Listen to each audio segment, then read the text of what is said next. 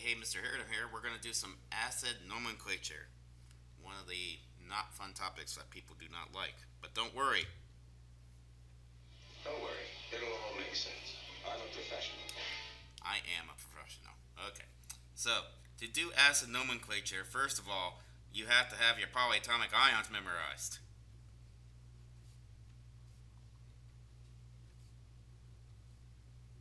Because if you don't, this is really hard. Okay? So, we're going to start off with memorizing the polyatomic ions. Acids always start with H plus. Okay? They are also always aqueous solutions. You are supposed to write AQ after it. Okay, if it is an acid. If it is an acid, it is HCl AQ. If it is a gas, HCl gas. Then you use the ionic naming rules, which we'll learn later. This would be called hydrogen chloride.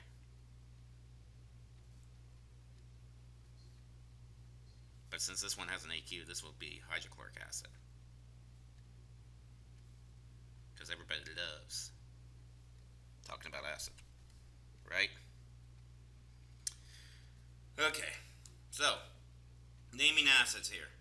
You have to name the anion present. That is the negative ion, remember, in the acid.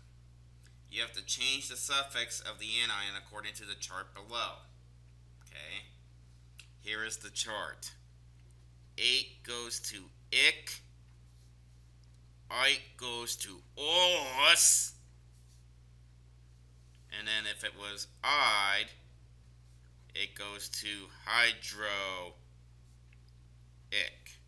Right? Right. Excellent! Yes, this is very excellent here. So hydrogen plus nonmetal.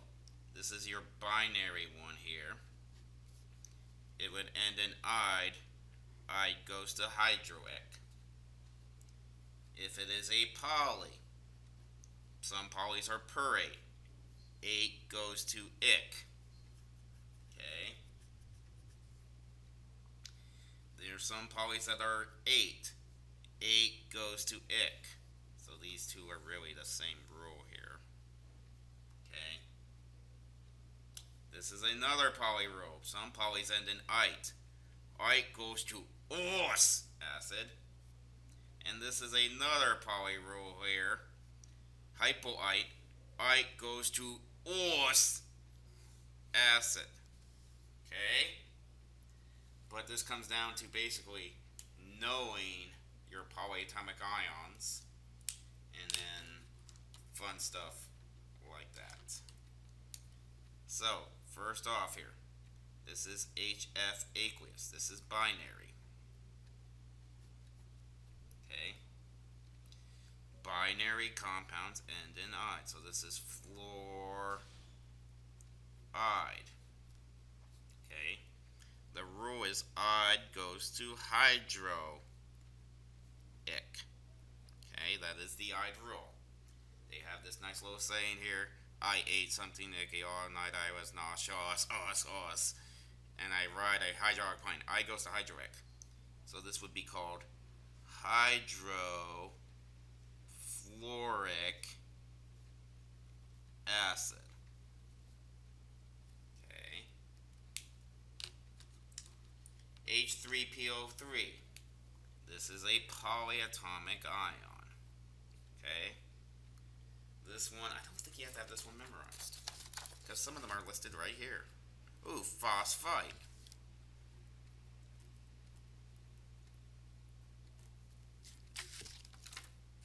The ite goes to us rule is what we're using here. So this would be called phosphorus acid. Okay. IO4. Oh, I think this one's also on the polyatomic ion list. Oh, this is a poly too. Yep. IO4 minus is periodate.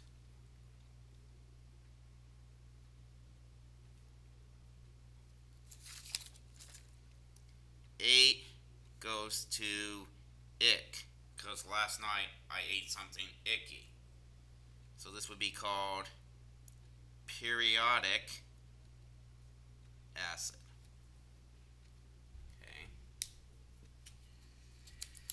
Okay, here we go. Writing acid formulas. You have to change the acid suffix to an anion suffix, write the name of the formula of the anions, and then add enough H plus 1s to balance out the charge and add an aqueous at the end here. Okay, so here, this is phosphoric acid. Ick came from 8. So what we need to know here is phosphate. This is one that you're supposed to, polyatomic ion, that you have memorized, right? Did I write poly by this? This is a poly. Phosphate is PO4 3 negative. Okay? Now, here's the issue. Since this is an acid, we have to put an H in front of it, right? So this is H plus. And this is PO4 3 minus. Plus 1 and minus 3 does not equal 0. You need another H plus.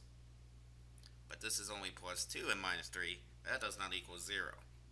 So you need another H plus. So there are 3 H pluses, because that's plus 3, and then 1 minus 3. So the correct formula for this is H3PO4AQ. That's the correct formula for phosphoric acid. Okay, acidic acid. This is another ick acid. Ick came from 8. Okay. So we need to know what acetate is. This is another polyatomic ion that you are supposed to have memorized. This is one of my favorites, C2H3O2 minus, because nobody remembers what it is. To do the formula for this, you have to do H plus, C2H3O2 minus. You ask yourself, do the charges equal 0? Because all compounds have to have 0 charge. So this is H, and it does, C2H3O2, and this is aqueous. That is the correct formula for acetic acid. Okay? Excellent! Hey, you guys are champions. The legend is